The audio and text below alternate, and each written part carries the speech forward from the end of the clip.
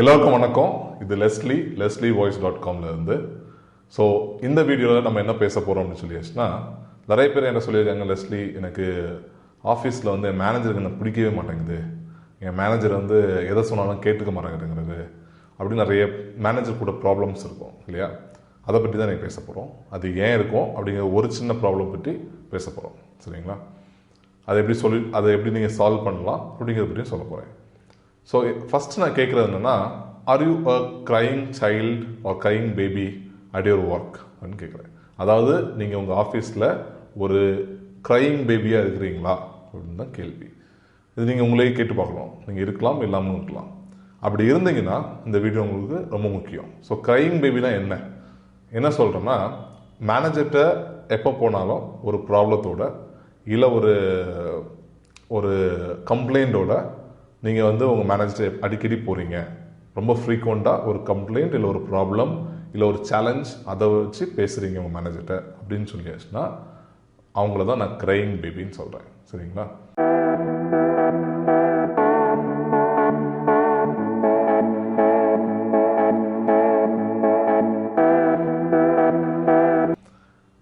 So நீங்கள் கேட்கலாம், நான் வேறு யார்கிட்ட போக முடியும், மேனேஜர்கிட்ட தானே போக முடியும் அப்படின்னு சொல்லி, இல்லையா?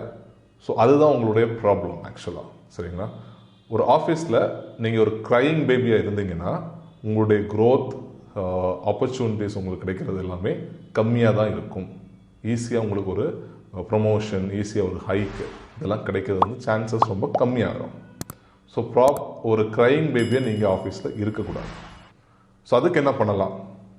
ஃபஸ்ட்டு நீங்கள் கேட்க வேண்டியது என்னென்னா, இது ஏன் பண்ணக்கூடாதுன்னு சொல்கிறேன் ஃபஸ்ட்டு. சரிங்களா? நீங்கள் கேட்கலாம், மேனேஜர்கிட்ட தான் நான் ப்ராப்ளம் சொல்ல முடியும், மேனேஜர்கிட்ட தானே நான் பிரச்சனையை சொல்ல முடியும் அப்படின்னு நீங்கள் கேட்கலாம். ஏன் பண்ணக்கூடாதுன்னா, உங்கள் மேனேஜர் சொல்லலாம், நீங்கள் என்கிட்ட என்ன ப்ராப்ளம்னா என்கிட்ட சொல்லலாம், என்ன பிரச்சனைனாலும் என்கிட்ட சொல்லுங்கள், என்ன கம்ப்ளைண்ட்னாலும் என்கிட்ட சொல்லுங்கள் அப்படின்னு உங்கள் மேனேஜர் சொல்லிகிட்டே இருக்கலாம். ஆனால் ஒரு ஹியூமன் சைக்காலஜி என்னன்னு சொல்லியாச்சுன்னா, டீப் இன்சைட் ஒருத்தர் வந்து ப்ராப்ளத்தை பற்றியே மட்டுமே என்கிட்ட பேசிகிட்டு இருக்கிறாரு, ப்ராப்ளம் பற்றி மட்டுமே பேசுகிறாரு அப்படின்னா அவர் எனக்கு பிடிக்கிறதுக்கான சான்சஸ் வந்து ரொம்ப கம்மியாயிடும். நீங்களே உங்கள் லைஃப்பில் திங்க் பண்ணி பாருங்கள். ஒருத்தவங்க வந்து உங்கள்கிட்ட ப்ராப்ளம் பற்றி மட்டுமே எப்பவுமே பேசுகிறாங்க. So that is lot of negativity இல்லையா?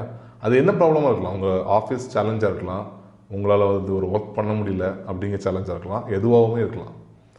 ஆனால் நீங்கள் ப்ராப்ளத்தை கொண்டு தான் போகிறீங்க அப்படின்னா, அடிக்கடி உங்கள் ப்ராப்ளம் பற்றியே உங்கள் மேனேஜரை பேசுகிறீங்கன்னா அவங்களுக்கு அதனாலே என்னப்பா இவர் எப்போவுமே ப்ராப்ளம் பற்றியே பேசிட்டு இருக்கிறாரு, எப்பவுமே ஒரு ப்ராப்ளத்தை பற்றி பேசிட்டு இருக்கிறாரு அப்படின்னு தோணும். சரிங்களா?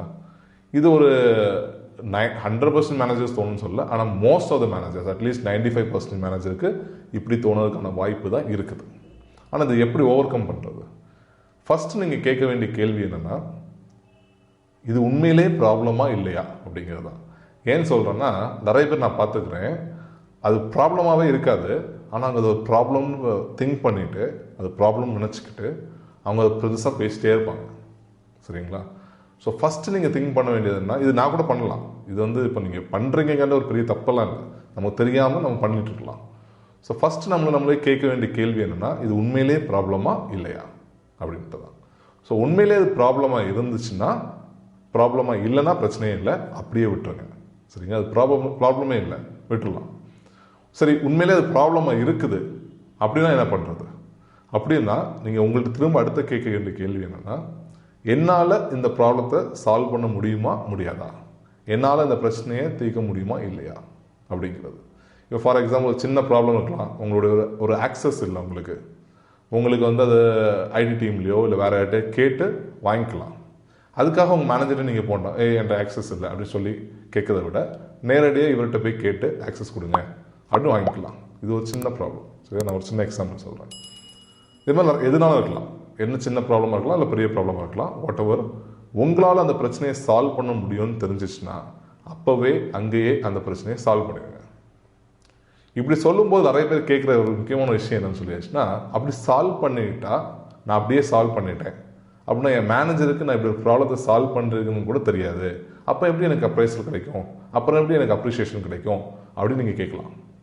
நீங்கள் அப்படி பண்ணிகிட்டே இருந்தீங்கன்னா உங்களை பற்றி மற்றவர்கள், அதாவது உங்களால் அந்த ப்ராப்ளம் சால்வ் பண்ண யாருக்கா சால்வ் ஆகிருக்காங்க இல்லையா, அவங்க உங்கள் மேனேஜர்கிட்ட உங்களை பற்றி பேசுவாங்க. ஸோ நீங்கள் உங்கள் மேனேஜர்கிட்ட போய் உங்களை பற்றி பேசுகிறத விட இன்னொருத்தவங்க வந்து பேசுனாங்கன்னா அது ஹையர் இம்பேக்ட் கொடுக்கும். சரிங்களா? அது உங்களுக்கு தான் நல்லது. ஸோ நீங்கள் செல்ஃப் ப்ரொமோட் பண்ணணும்னு அவசியம் இல்லை. உங்கள்கிட்ட ஒரு ப்ராப்ளம் இருக்குது, அது நீங்கள் சால்வ் பண்ண முடியும்னு நினைக்கிறீங்க, சால்வ் பண்ணிடுங்க, பிரச்சனை முடிஞ்சிச்சு. இப்போ மூணாவது சிச்சுவேஷன் என்னென்னா, ப்ராப்ளம் இருக்குது ஆனால் எனக்கு அது சொல்யூஷன் தெரில, எனக்கு எப்படி சால்வ் பண்ணணும்னு தெரியல. அது அப்படிங்கிற பட்சத்தில் கண்டிப்பாக மேனேஜ்ட்டு தான் போக முடியும் இல்லையா? இப்போ என்னன்னு சொல்லியாச்சுன்னா, நீங்கள் திங்க் பண்ண வேண்டியது என்னென்னா, இதுக்கு என்ன ப்ராபபிள் சொல்யூஷன், இதுக்கு என்ன சொல்யூஷன் இருக்கலாம் அப்படின்னு திங்க் பண்ணணும். அப்படி திங்க் பண்ணி ஒரு 1 சொல்யூஷன் 2 சொல்யூஷன் ஒரு 1 or 2 சொல்யூஷன்ஸ் வந்து நீங்கள் அது கரெக்டாக இருக்கலாம், தப்பாக இருக்கலாம், அது பிரச்சனை இல்லை.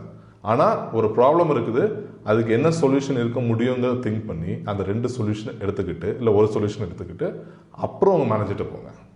மேனேஜர்கிட்ட போய் என்ன சொல்லணும், இப்படி ஒரு ப்ராப்ளம் இருக்குது, நான் நினைக்கிறேன்னா இந்த சொல்யூஷன் இதுக்கு ஒர்க் அவுட் ஆகும் அப்படின்னு நினைக்கிறேன், நீங்கள் என்ன நினைக்கிறீங்க அப்படின்னு உங்கள் மேனேஜர்கிட்ட நீங்கள் கேட்கலாம். இப்படி நீங்கள் கேட்டிங்கன்னா நீங்கள் வெறும் ப்ராப்ளத்தை மட்டும் கொண்டு போகல, நீங்கள் ஒரு சொல்யூஷனோட போயிருக்கீங்க. அப்படிங்கும்போது உங்கள் மேனேஜர் கண்டிப்பாக அதை அப்ரிஷியேட் பண்ணுவாங்க. சரிங்களா? ஸோ இதுதான் நீங்கள் புரிஞ்சிக்க வேண்டிய முக்கியமான விஷயம். இது மட்டுமே ப்ராப்ளம் இல்லை, இது மட்டும் சால்வ் பண்ணிட்டீங்கன்னா உங்கள் மேனேஜரோட இருக்கிற எல்லா ப்ராப்ளமும் தீர்ந்துடும் சொல்லல. ஆனால் மேக்ஸிமம் ப்ராப்ளம்ஸ் தீர்றதுக்கான வாய்ப்பு இருக்குது. ப்ளஸ் உங்களுக்கு உங்கள் கம்பெனியில் நல்ல அப்ரிஷியேஷன் கிடைக்கிறதுக்கான வாய்ப்பும் இருக்குது. சரிங்களா?